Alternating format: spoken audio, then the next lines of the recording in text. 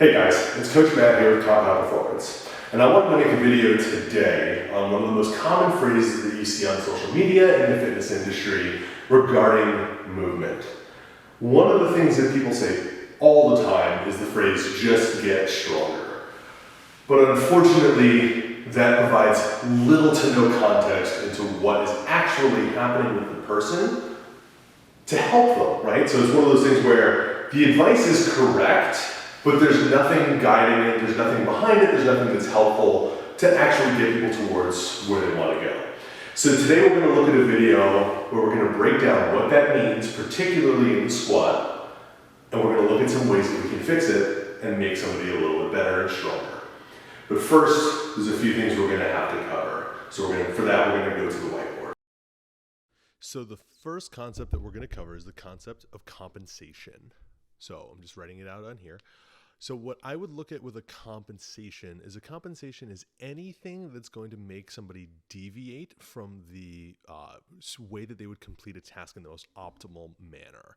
So for example, if we have hips shooting back in the squat, that's a compensation.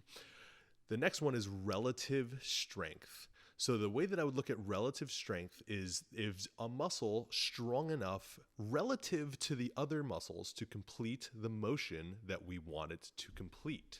Now let's look at some squats. So let's take a look at this handsome devil doing some squats. One of the things that we'll notice is as he sits down, everything looks good, but when he stands up, his hips shoot back immediately. So we have to look at this. So it's a pretty good looking squat. Now, the one compensation that I'm looking at with this is that my hips are shooting back before I start to stand fully up. And now this is not an issue, this is not something that's a problem, but if I want to improve my squat, there are definitely some things that I can look at doing that'll have a high return on investment. So first, before we get to those things, let's break down what I think is happening. So if we're looking at the squat, right? If I sit down, I stay relatively good, my knees are pushing forward over my toes, solid position. But now, as I go to stand, my hips immediately shoot back, and my knees also immediately shoot back. So one of the things that this is telling me, or this is showing me, is that relative to the rest of my tissues, in my hamstrings, in my glutes, in my posterior chain in general, my quads are not strong enough to maintain that position of knee flexion. If they were, what I'd be able to do is down and up, and keep my knees just going forward and backwards like they should. But as opposed to that, because my quads are not strong enough, again, relative to the rest of my body, I come down, back, and up. So what we're going to look at with this is we're going to look at that as the fact that my quads are not strong enough relative to everything else to complete the task. So to use that and to complete the motion, my body has to rely on other tissues to get the job done, which again is not a problem, but if we're looking at optimizing and making the squat stronger and more efficient, those are things that we're going to have to address. Unfortunately, the easiest way that we can address them is by training and adding accessory work in. Now, one of my favorite accessory movements is a hack squat. If you guys have access to these are going to be an awesome tool for your squat. One of the things that we're looking at here is the fact that my back is very stable and my knees are able to just drive forward and drive backwards like I would prefer them to in a traditional squat. So if we're looking at this as I'm going through the range of motion, there's no compensation allowed. All I'm doing through this is training the hell out of my quads. So I'm working them really, really hard and I'm getting a huge amount of return on them simply because of the isolation that I get out of the movement.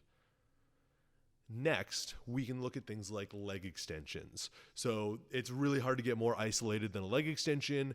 This particular one that I have is a Prime Fitness leg extension where I'm able to overload the shortened position of my quads a little bit more.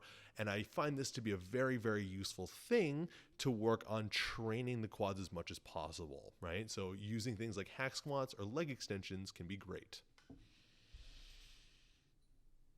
Now, one of the things you're also probably saying is, why don't you just do some high bar squats? Why use hack squats? Why use leg presses? Why use leg extensions? Why do split squats? And again, one of the things that we're going to look at is the relative strength that we covered in the beginning of this video. If we're looking at this in terms of relative strength, at a certain point, those are always going to be your limiter. So in this position, whenever I'm squatting, my quads end up becoming the limiter. So while I love high bar squats, and I think they're a very useful thing to do, and I think I benefit greatly from them, I also greatly benefit from things that fix the remainder of my body in space so that I'm not able to compensate through that motion, and I have to actually focus on training the tissues that I want to train. So yes, high bar squats are going to be great, but in addition to those, things like hack squats, leg extensions, leg presses, and split squats are also going to be a fantastic way to cover all of your bases. That's it for today's video, everybody. I hope you guys enjoyed it. If you did, please make sure to like, share, and subscribe. We'll be coming out with new videos as often as we can, covering as many topics as we can. If there's ever a topic that you guys want us to cover, please drop it in the comments and we'll get to it as soon as possible. But for now, we'll see you guys on the socials. Have a good rest of your day.